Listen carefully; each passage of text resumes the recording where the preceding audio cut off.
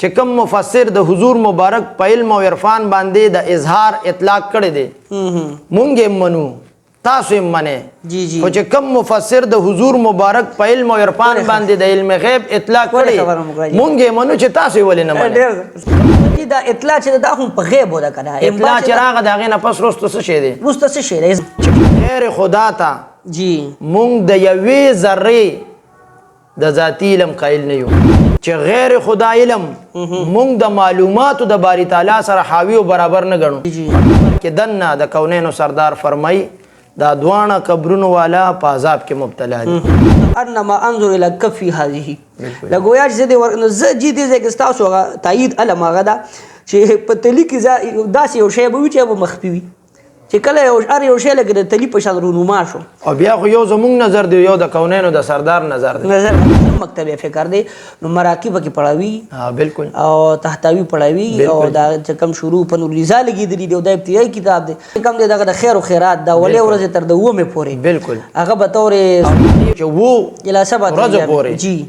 وجه دا ده چې دا ورځ د میت په دې قبر کې دی په امتحان کې نو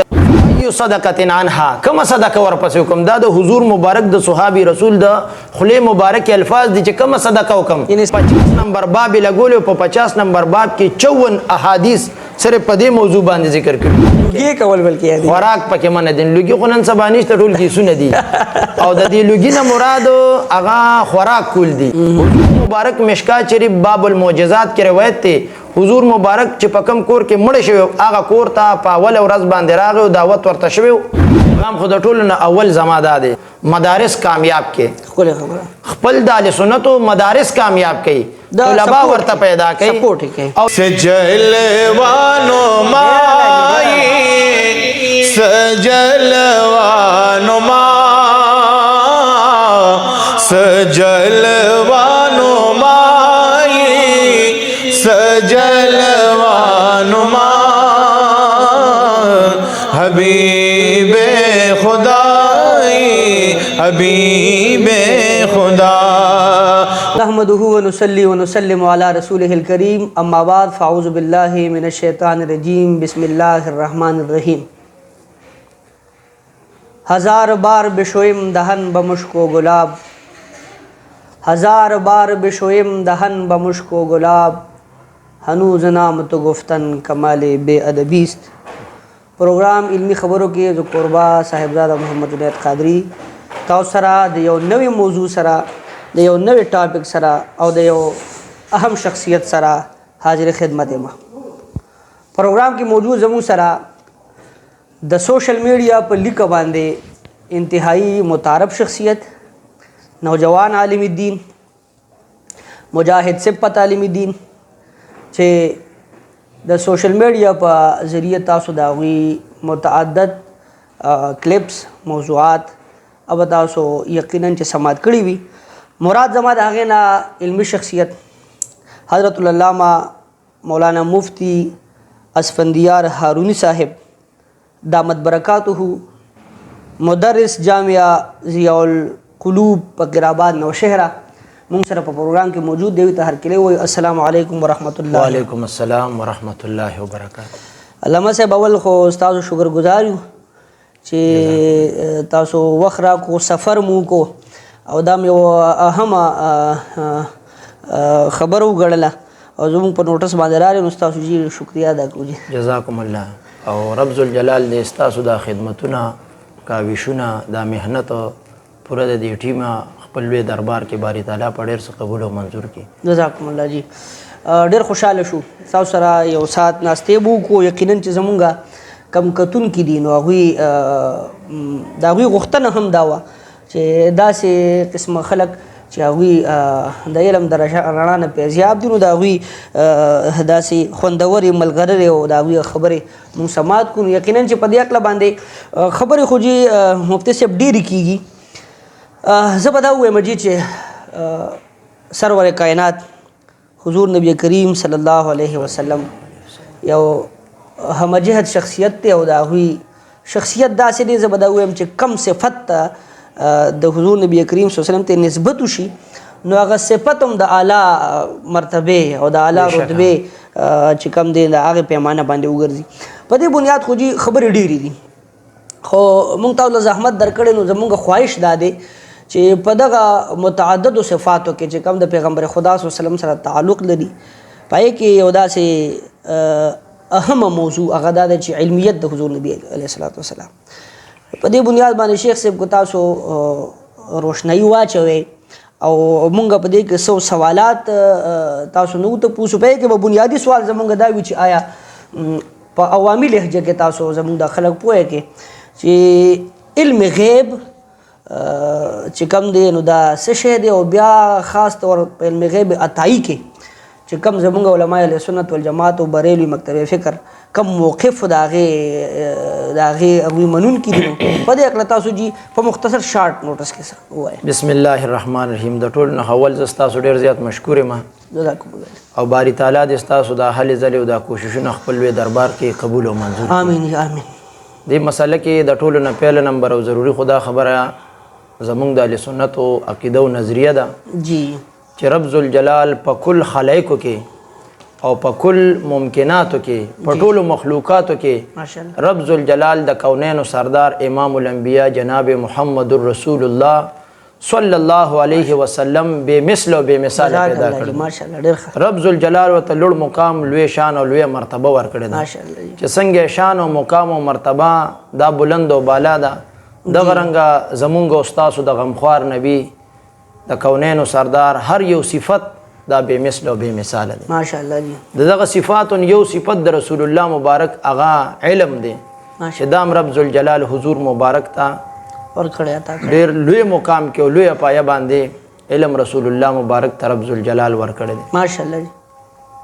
او د حضور مبارک د علم غیب اتوایی باره کې جی جی کم سيزونه چې زمونږ نه پټ دي داسې ده کم سيزونه چې زمونږ نه پټ دي رب ذوالجلال دغه پټ سيزونو علم حضور مبارک ته ورکړی دی وراتوا کړی دی وته. ماشاءالله. یعنی زموږ موقف په دې کې ستاسو خبره ده چې یاره حضور نبی کریم صلی الله علیه وسلم د الله تبارک وتعالی په غیوباتو باندې کم چې یعنی د حواس ظاهریه او زموږ نه پټ دي زموږ نه چې کم پټ دي په هغې باندې حضور مبارک ته رب ذوالجلال اطلاع دا زموږ د علماء اهل سنت او بیا بالخصوص او بیا په دې کې بیا بالخصوص د امام اهل سنت موقف دا دی جی جی په مسله د علم غیب مصطفی کې دا صحیح وایي. امام اهل سنت فتاوی رضویه 29 جلد کې فرمایي چې رب ذوالجلال د کونینو سردار ته د اول ورځې نواله تر آخر ورځې پورې عرش تا فرش شرق تا غرب ماشاءالله رب ذوالجلال د ماکان او د ما یکون علم د کائنات او د ذره ذره علم ځکه چې د ذرات ټول متناهي دي محدود دي داسې او د کونینو سردار علم هم متناهي دي نو رب ذوالجلال د دې متناهي اشیاء او د دې متناهي ذرات علم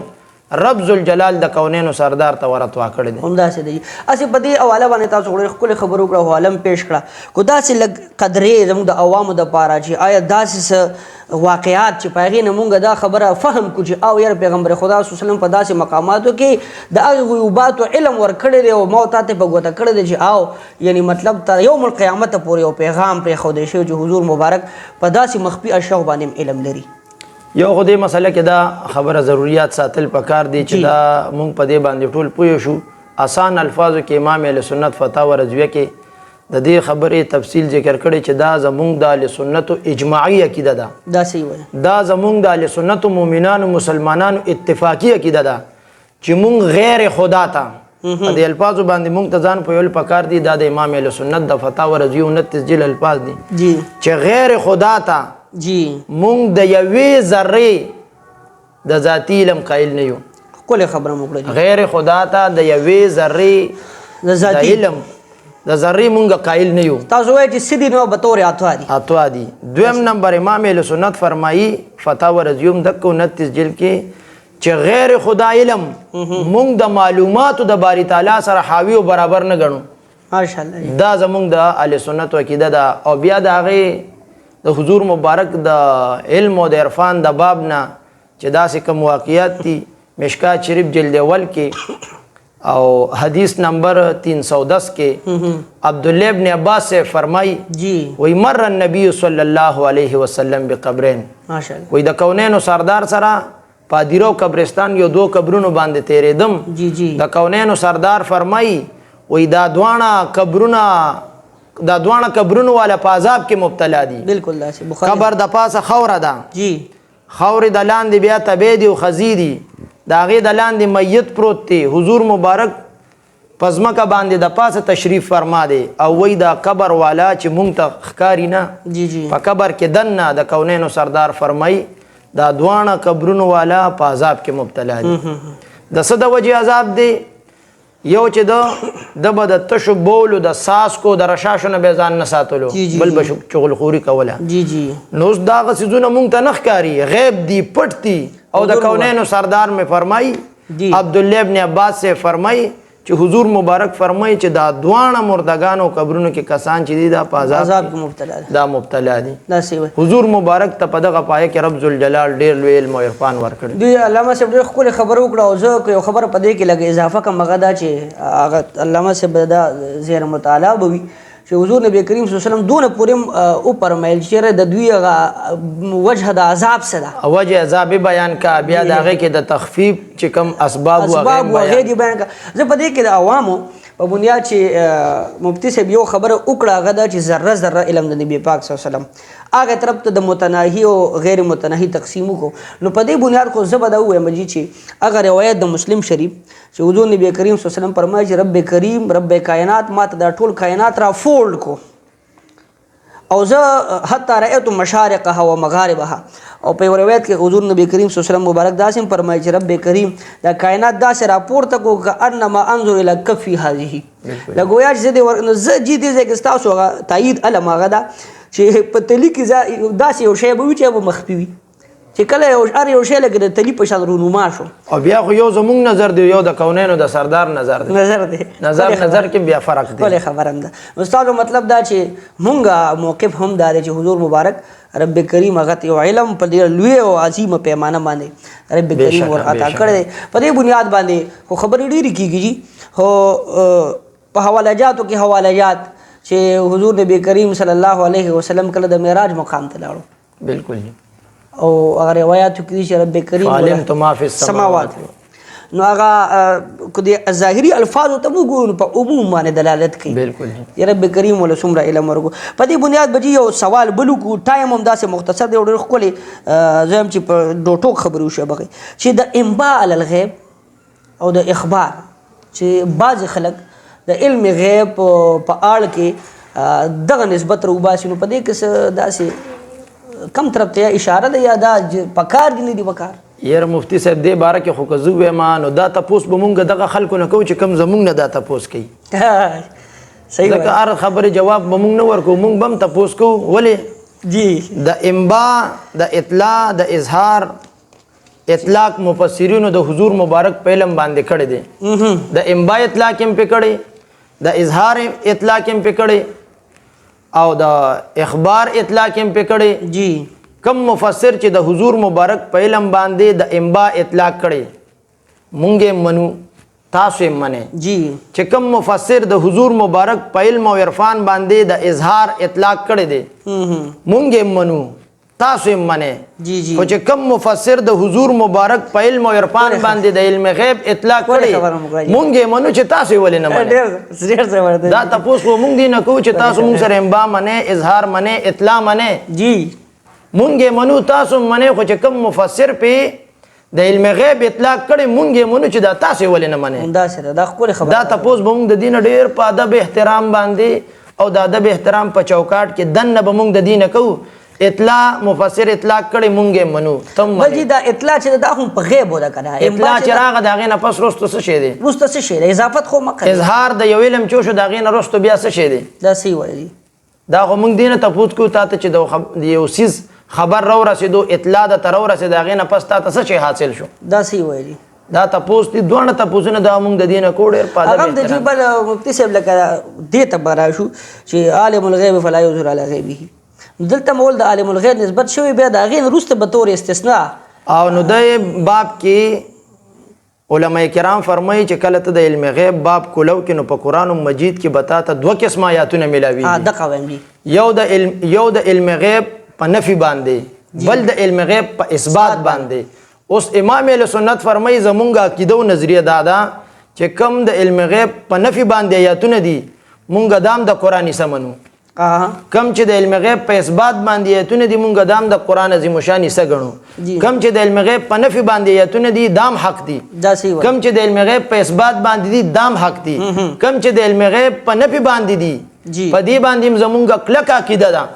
کم چې د علم غیب په اثبات باندې دي په دې باندې زمونږ استاد خبر چې بده کم تطبیق دی اوس چې دې منځ کې کم تطبیق هغه بیان شوی ځکه قرآن مجید کې تعارض نشته دا صحیح وایي تطبیق څنګه شو کم ځای کې چې نفي ده جی هغه د رب ذوالجلال د علم او د عرفان خبره ده هلته مونږ تصور د مخلوق د علم بیا نه کوو دا صحیح وایي کم ځای کې چې د رب ذوالجلال د علم تذکره ده هلته به د علم غیب د نفي خبره وي دا صحیح وایي هغه به هغه علم مراد چې هغه لا متناهي دی هغه قدیم دی هغه ذاتی دی هغه ازلی دی هغه محیط دی کم ځای چې د اثبات د علم غیب خبره ده هلته بیا مونږ د رب ذوالجلال د علم او د عرفان تصور نه کوو هغه متناهي دی هغه حادث دی غیر محیط دی او هغه غیر قدیم په دی دې باندې ډېرې خبرې کېدي شي خو دلته په آخر کې موږ یو موضوع بلم د هغې مطالبه شوې ده نو په هغې کې به بیا ټایم ډېر ولګي په دې به مزید کو داسې څه خبرې وي نه به بیا یو په یو بله مرکه کې انشاءالله دوی له زحمت ورکوو کوم دغه وشو بیا په دې کې مفتي صاحب چې کومه خبر میسج پرېښود ډېر ضروري دی هغه دا چې کم اطلاقات مونږ ستاسو معتبر کوو نو تاسو زموږ اطلاقات له ولې اعتبار او چې کوم اطلاقات په مفسرینو کړي مونږ یې منو تاسو یې منا سره اتفاقي منئ خو چې کوم مفسر به د علم غیب اطلاق کړي او بله دا چې دا د علم غیب د زمرې نه وزي موقونه کو هغه انبال الغیب دی او کو اخبار دی بالکل په دې باندې سوچ پکار دی په دې بنیاد بجې راشو دا بله خبر هم ډېره اهمه ده هغه دا چې زموږ د عقیده اهل سنت والجماعت د ایصال ثواب په هکله باندې چې یاره ټیک ده د یو کس به خپل ذاتي امر وي هر څنګه چې خو داسې ده چې د ایصال یوه طریقه هم فقهای کرام هم ښودلې ده او بیا په روایاتو او د حضور مبارک په طرز زندګۍ کې هم د هغې حوالهیات شته تاسو په دې هکله باندې څه وایي نو ایصال ثواب دا زمونږ د اهل سنتو عقیده ده جی چې ایصال ثواب دا یو درست یو جایز او یو مستحب عمل دی یو کس وفات شي رستو خلق هغه پسې بیا ایصال ثواب په نیت باندې خیرات کوي صدقات کوي دعاګانې ورپسې کوي نو د دې د اجر او ثواب زمونږ د اهل سنتو بیا د شرکایت ده چې په تمام مکاتب فکر کې مدارسو کې هغه درس نظامی کې داخل دی نو هغې کې د اهل سنتو عقیده دا راغشتې ده چې د احیاو دعاګانې امواتو له فایده ورکوي او چې څوک یې نه مني معتزله دي شرکایت لیکلي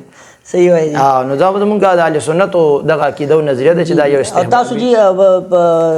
نظر کې هم وي چې فقهای کرامو بیا چې په هر دغه کې مدارسو کې کو د هر مکتب فکر دی نو مراقي پکې پړاوي بالکل او تحتوي پړاوي او دا چې کم شروع په نور لیزا لګېدلي دی او دا ابتدایي کتاب دی نو هغه هم چې کم دی دغه د خیر و خیرات دا ولې ورځې تر د اومې پورې بالکل هغه به طورې او د هغې وجه بیا علامه جلال الدین سیوطي صاحب الحاوی للفتاوی کې شرح الصدور کې دغه کتابونو کې دي چې دا حاشیه تحتوی کې کوم عبارت ته چې دا یو مستحب طریقه ده تر دې پورې چې ورځو پورې وجه دا ده چې دا ورځې دا میت په دې قبر کې دی په امتحان کې نو د دې د وجې نه یو مستحب طریقه دا ده چې تاسو د دې خپلو مردګانو مړو پسې خیراتونه صدقې کوئ چې کوم ستاسو د وس او طاقت د لاندې دا صحیح وایي او په دې کې دا هم ده چې هغه روایت د حضرت سعد رضی الله عنه سعد ابن عباده صاحب روایت دی او حضور مبارک دربار رسالت ته تشریف وړو عبدالله ابن عباس سے فرمایي چې دا صحابي راغو ورځ وکړو چې زما مور وفات شوه دقه جی صدقه خیرات ورپسې وکړم حضور مبارک ورته فرمایي نعم جی خیرات او صدقه ورپسې وکړه ماشاءالله جی فأي صدقة عنها کومه صدقه ورپسې وکړم دا د حضور مبارک د صحابي رسول د خولې مبارک الفاظ دي چې کومه صدقه وکړم انسانیت پته لګي چې دا صدقه ز کومه دا جایزم ده درستم ده د میت ته د مرحومې مور ته پکې فایدم ده ځکه فرمایي فأي صدقة عنها کما صدقه کوم حضور مبارک ته فرمای قال الماء او بو دغه صحابي رو لګي دو بیا کویو کنستو او کوی چو کنستو نو بیا د کوی په غاړه درې دو بیا حضرت سعد ابن عباده فرمای قال وای دا کوی چې دی دا زما د مور د پاره دی لوم سعدن نو دغه کوی باندې په دیوبو باندې د غیر الله نوم واغشتو او د دې او کوی نه چې څوک مو بس کینو د دې د اجر او ثواب د زما د والدې مرحومه دا صحیح وایي په عملنامه کې درباري تعالی ولیکي دا صحیح وایي نو پته لګي چې د دې روایت نه چې خیرات او صدقات او فائدہ مړي ته ورکوي. دا سی وایي په دې باندې آخري سوال پاتې شو. هغه سوال ته به انشاءالله العزیز راځي. د دوی په تایید کې یو بل روایت چې هغه د طبراني او د بیهقي په حواله باندې دی چې حضور نبی کریم صلی الله علیه وسلم فرمایي چې کم انسان هم د صدقه کول غواړي د خپل والدینو په حق کې وکړي بالکل. او دا به داسې وي د صدقه به داسې وي چې د والدینو په حق کې کوي نو دته به اجر او هغه ته خو هغوی ته به اجر او ثواب ملاویږي او بیا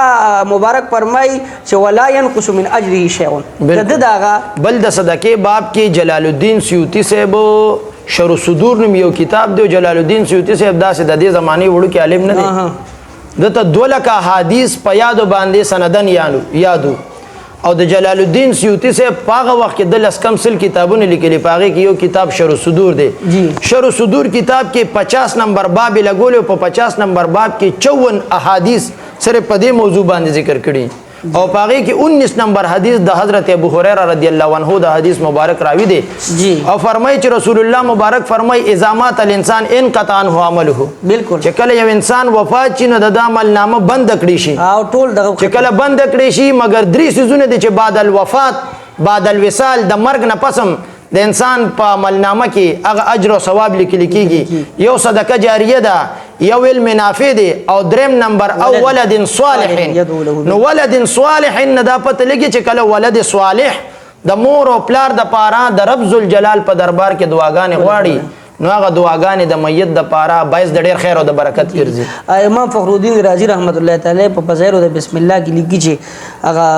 صاحب وفات شو، هغه چا خوب کې ولیدو په عذاب کې او بیا ولیدو په سکون کې. هغه جواب کې وایي چې په خوب کې ودې چې تاسو داسې کار کوو نو دې چې ما ته کم عذاب ملاوي دا زما ذاتي عمل او دا اوس چې کم راحت کې ما مامونه زما یو بچی او چې هغه قرآن بسم الله الرحمن الرحیم دغه به کو تلاوت به کو. تاسو خبره ډیر څه ویل کېږي خو اخر سوال ته راځو. هغه دا چې یاره یو خبره په عوامو کې ډېره مشهوره ده،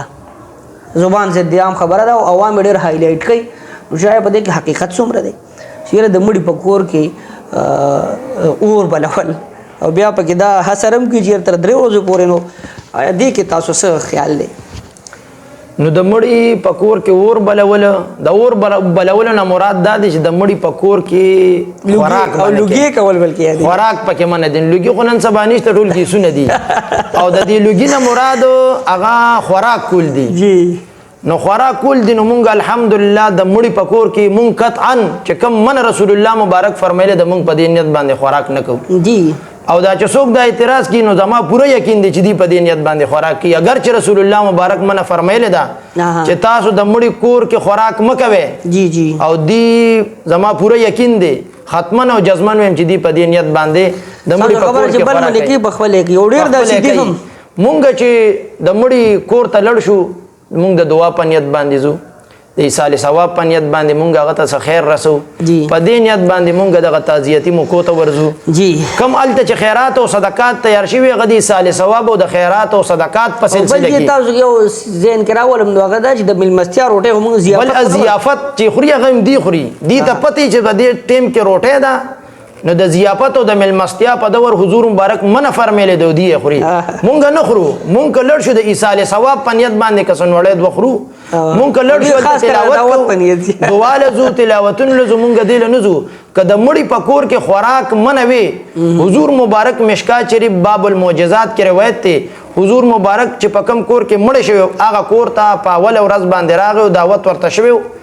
او حضور مبارک ته دعوت چو شو، دعوت قبول کو او صحابه روټه خوړه او هغه روټه بیا غیر چاپیر په مالت کې او په گاوند کې تقسیم کا. کچرته دا منوا حضور مبارک دعوت ولې قبول کچرته دا منوا حضور مبارک په خپل ورته فرمای چې دا په دې اطراف او غیر چاپیر باندې روټه تقسیم کا. خو منه چې دا د ضیافت او د ملمستا په تور باندې مونږ نزو. امام اهل سنت فرمای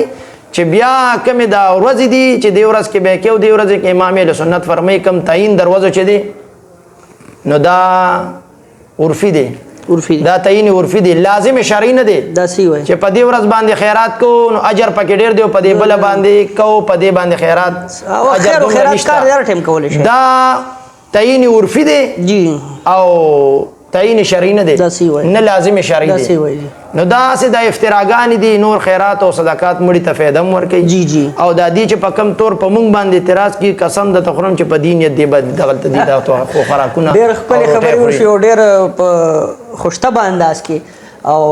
ماشاءالله ډېره پرمغز خبرې مو شو دوی څه خبرې داسې وي چې هغه په طنز و مزاح کې وشوي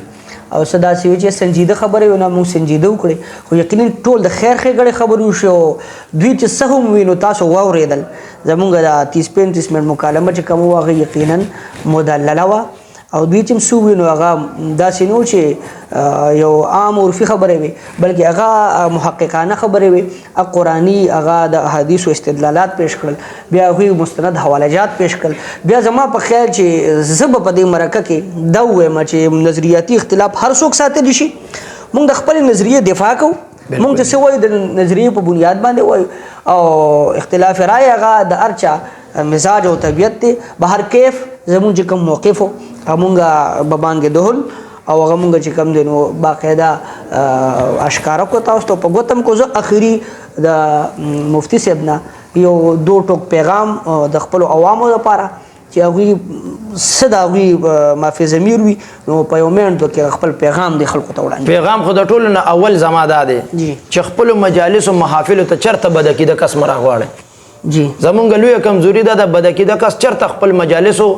محافلو ته مه راغواړئ هېڅ څه فایدې نشته او نقصان یې ډېر شی دی جی دویمه فایده دا ده چې مونږ خپل عوام اهل سنتو طلباو ته خپل عقاید سره د دلیلو نه وښیو پوهې باندې پوهه کړو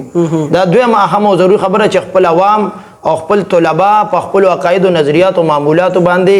مع الدلیل پې پوهه کړو صحیح وایي دریم نمبر اهم او ضروري د دې دواړو نه اهم او ضروري خبره دا ده او زما یو پیغام دی او ریکویسټ دی چې خپل د اهل سنتو مدارس کامیاب کړي ښکلې خبره خپل د اهل سنتو مدارس کامیاب کړي طلبا ورته پیدا کړي او چې څومره امداد تاسو د خپلو مدارسو کوئ نو د خپلو اهل سنتو مدارسو کلک سپورټ وکړئ او کامیابې کړئ دا یو څو خبرې وې ډېر ښکلی پیغام و زموږ سره دوی شریک کړو ډېر ښکلې خبرې وکړو موږ د دوی ډېر مشکور یو چې ستاسو شکریه ادا کوو کتونکو موږ سره هم د دغه پروګرام په دغه کړۍ کې ډېر محترم او محتشم ډېر ګران او قدردان چې هغوی هم د مردان د سیمې نه تشریف پورې کړې ده او موږ ته یقینا چې ډېر زموږ هغوی حوصله افزایي وکړه چې هغوی تشریف راوړو او ډېر خوشحاله شو د دوی په راتګ باندې مراد زما د هغې نه خوش الهان مقرر ثناخوان مصطفی جناب حضرت العلامہ مولانا اویس قادری صاحب محتمم جامعه احیاء العلوم رستم دوی زمونږ د پروګرام زینت جوړ شوي دي محفل کې موږ سره موجود دي هغوی ته خو اول هرکلی ووایي السلام علیکم ورحمت الله ډېر خوشحاله شو جي تاسو تشریف پورې وکړه او مونږ وایي زه ستاسو نه به سوا هم ورو او ماشاءالله تاسو په محافلو کې خو مونږ زمونږ کتونکو به ځای په ځای اورېدلي او بیا به ډېر خوند وکړي او مونږ به یې غنیمت وګڼو چې یاره په دې پروګرام کې او په دې مرکه کې دننه مونږ ستاسو نه داسې څه واورو او بیا د حضور صفت دی نو خو زه به داسې ووایم چې کو د حضور صفت خو په هر زخمی زړه خو بیا ډېر اثر کوي په دې بنیاد باندې زمونږ خلک هم شایقین دي چې یاره اویس صاحب داسې یو کلام راته زمزمه کړي نو ډېر به خوشحاله شو جي بسم الله صلی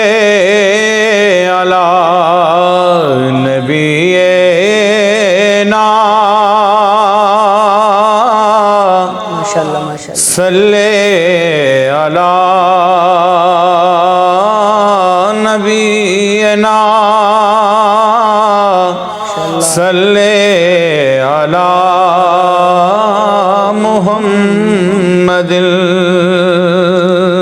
ماشاءالله نبی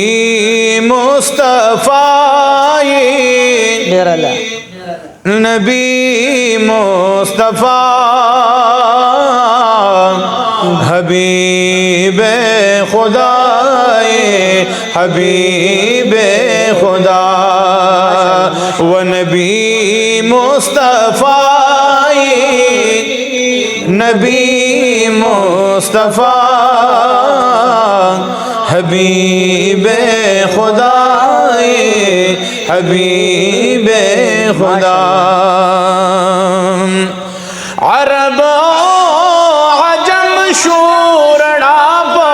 جمالستا اعلیٰ جی، ډیر اعلیٰ. عرب و عجم شورڑا پا جمالستا عجب مالکا عجب مالکا حبیب خدا حبیب خدا و نبی مصطفیٰ نبی مصطفیٰ حبیب خدا حبیب خدا رڑا دار و خسار دی دہر شاکری ماشاء اللہ جی. رڑا دار و خسار دی دہر شاکری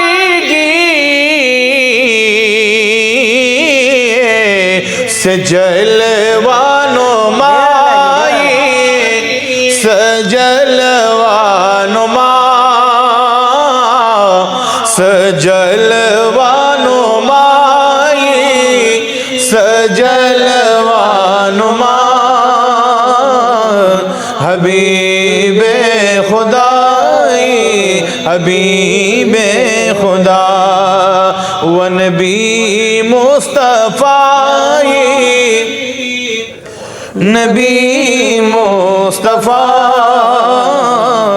حبیب خدا حبیب خدا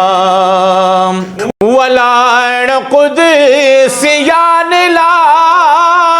سپنام وانتا ډیر اعلیٰ جی. ولان قدسیان لا سپنام وانتا تصدر العلا ډیر اعلیٰ جی. تصدر العلا تصدر العلا تصدر العلا حبیب خدا حبیب خدا و نبی مصطفیٰ نبی مصطفیٰ حبیب خدا حبیب خدا پتخدار رسالت ماشاء اللہ شاہ نامدارام ډیر اعلیٰ جی. پتخدار رسالت شاہ نامدارا عجب خوشنمائی عجب خوشنما حبیب خدا حبیب خدا و نبی مصطفیٰ نبی مصطفیٰ حبیب خدا حبیب خدا مبارک دستاوی محمد امینہ بے شک مبارک دستاوی محمد امینہ دا حضرت گدائی دا حضرت گدا حبیب خدائی حبیب خدا و نبی مصطفیٰ نبی مصطفیٰ حبیب خدا حبیب خدا. ماشاءالله جی جزاک الله ډېر ښایسته ډېر ښکلی رب کریم دې ستاسو اواز کې نور هم حسن او نور هم ښکلا اضافه کړي. خوشحاله شو چې ستاسو سره ناستې جوړ شو تاسو حضور نبی کریم صلی الله علیه وسلم صفت خوانی وکړو نو ډېر لطف اندوز هم شو او ډېر هم خوښ کړي. رب کریم دې ستاسو په علم عمر اواز کې نور هم برکت واچوي. کوم دې سره موږ له اجازه راکړي وما علینا الا البلاغ. مسلک اعلی حضرت کی پہچان ہے میرے تاج و شریعت کی کیا شان ہے.